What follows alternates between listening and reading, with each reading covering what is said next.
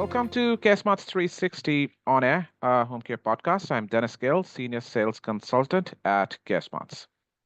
So, in today's episode, we are thrilled to have Kevin Hancock, the mastermind behind Kevin Hancock Consulting LLC. With over 30 years of experience in Medicaid, LTSS, managed care, and strategic planning, Kevin brings unparalleled insights into the complexities of long term care. So, from his key role as special advisor to the Secretary for the Pennsylvania Department of Aging to oversee the $15 billion Community HealthChoices Program, as Deputy Secretary for the Office of Long-Term Living, Kevin has been at the forefront of transforming long-term care systems.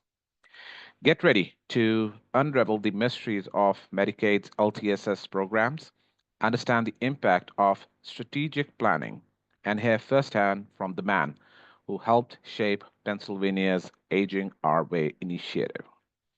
Trust us, this episode is the one you won't want to miss. So, welcome to the podcast, Kevin. Thank you very much for the opportunity, Dennis. Oh, we are really thrilled to have you over here, and hopefully our listeners, they'll be thrilled and to listen whatever you will be letting us know about that. Okay, right. So let's straight away to with the first question that I have for you. So, Kevin, in many states, including Pennsylvania, they have moved forward managed long-term care services and supports, MLTSS. What are the biggest benefits and the challenges of this shift? So approximately 24 states in the United States have moved their Medicaid long-term care program to a managed care configuration. Those states have almost universally cited the same reasons to move in that direction. The first is budget predictability. They create a degree of predictability in how much long-term care is going to cost in the Medicaid program. In fee-for-service, it's a little bit more difficult to make that type of prediction because of fluid costs.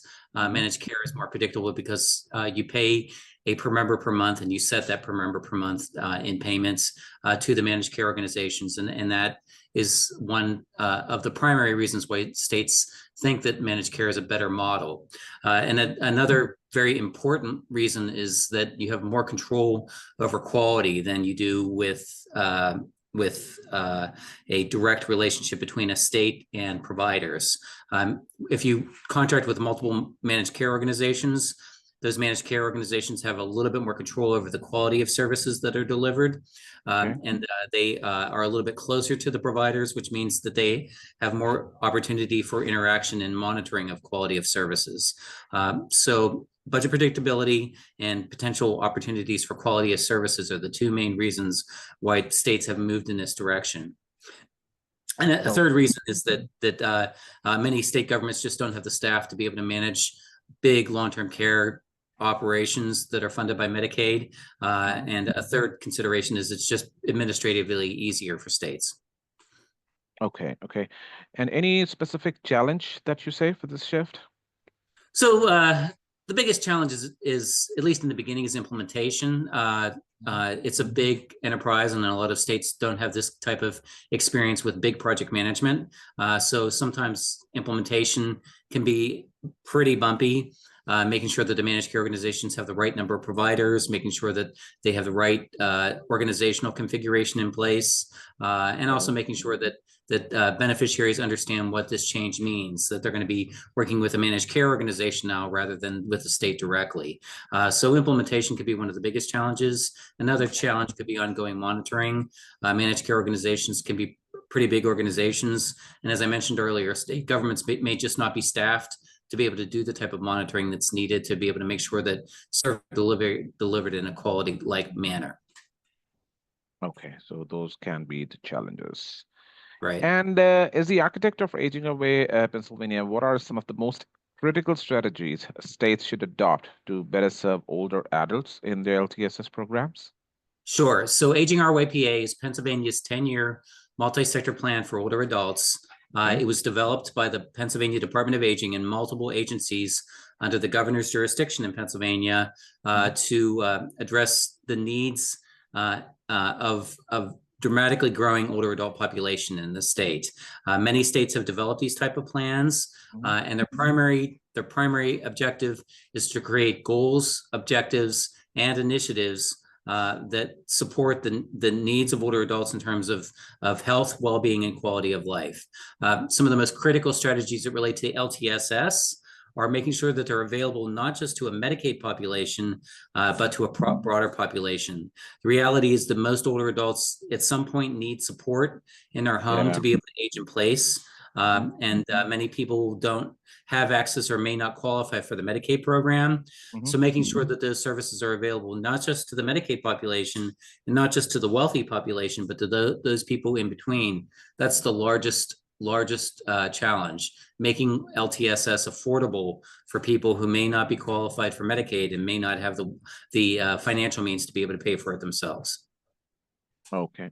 And continuing with this thing only, like with Medicaid budgets, you see under pressure, how can states ensure LTSS programs remain sustainable while still providing quality care? This is a great question, and this is the fundamental challenge right now for Medicaid, especially with a lot of federal changes that are being discussed that will include cutting costs or constraining costs. The reality is that states will be challenged to be able to manage Medicaid budgets in a much more constrained environment. What can states do to ensure LTSS programs are sustainable? Is a question I really can't answer, because the reality is that right now states are already constrained in their budgets. They may face higher constraints, and they may not have the funds to be able to pay for the services to the level they need to be provided.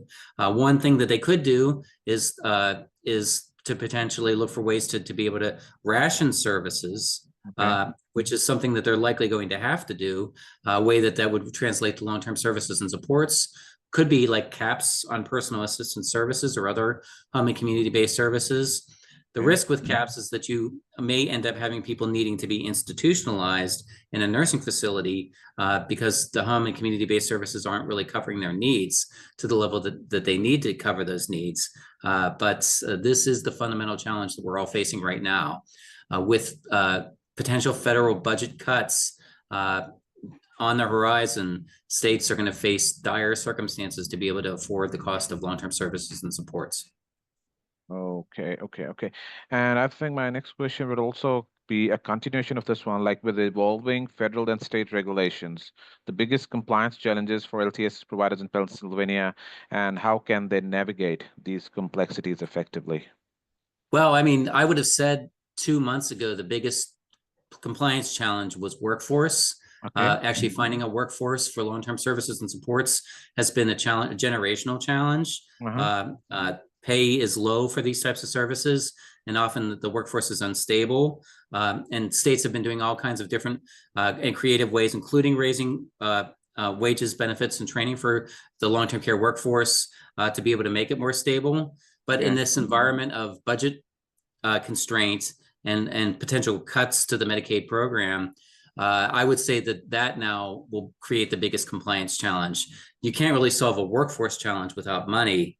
And if you have less money available to be able to solve the workforce challenge, it's very likely the case that it's just going to get worse. I don't mean to be so negative, but that's the environment we're working in right now. Yeah, definitely. Trying to understand that point. And looking ahead, what major trends or policy changes do you foresee shaping the future of Medicaid-funded LTSS over the next decade? Once again, if this was a couple months ago, I would have said that the biggest changes that reflect the future of long-term services and supports would be population growth. The older adult population is growing dramatically in this country right now. By 2035, more than 1/3 of the population will be over the age of 60. And there'll be more older adults over the age of 60 than there are children under the age of 18. So I would have said that would have been the biggest policy change, requiring a significant shift to be able to address the needs of that growing population. But the way things are now, the biggest policy challenge will be funding for Medicaid long-term services and supports if some of the federal cuts actually come into fruition through Congress. That policy challenge will require states to really rethink what services they're going to be able to offer if those cuts are brought to fruition. It's likely going to mean less services available for people, even with this dramatically growing older adult population. Okay. Got that point. And finally, how might Medicaid block grants and potential federal budget cuts impact Pennsylvania's home care industry, particularly in funding and service delivery? And what steps can state policymakers take to mitigate these risks? Well, I mean, one of the proposals at the federal level would be to convert Medicaid from just a little bit of background. The Medicaid programs are funded as a federal and state partnership, where the federal government provides 50% or more of the funding based on a formula related to state poverty levels. They're proposing changing that funding formula to block grants, where states will receive a fixed dollar amount, where they have to operate all their Medicaid services, including the Medicaid services funding long-term services and supports. That will be a dramatic change, simply because of the fact that states will likely find that the funding in those block grants may be insufficient to be able to cover the cost of care, which means that they will have to focus on funding services that are considered to be mandatory or entitlement services, like nursing facility services. And it's very likely that they might risk having to cut home and community-based services like home care and personal assistance services. So what can states and policymakers try to do to mitigate these risks?